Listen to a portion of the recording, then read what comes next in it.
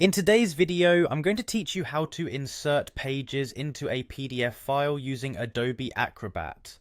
Whether you're looking to update a report with recent data, compile multiple documents into one file, or simply add some extra pages to your existing projects, this step-by-step guide will show you exactly how to do it efficiently and effectively.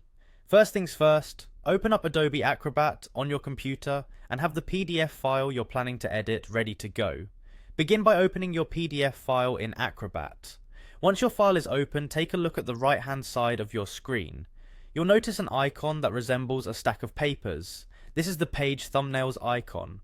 Clicking on it will display a sidebar with miniature previews of all the pages in your PDF. This view is particularly handy as it allows you to easily manage and organize your document's pages. Now, towards the top right corner of this sidebar, you'll find the Insert Pages button. Click on this button to bring up the File Explorer window.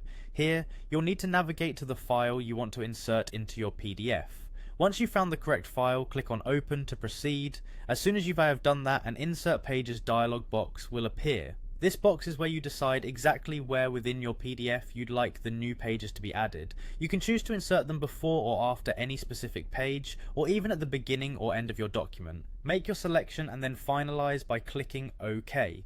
If for any reason you prefer another method within Acrobat, there is an alternative approach you can use. Look at the top left corner of your screen and select the option labeled All Tools. Once you open All Tools, click on Organize Pages.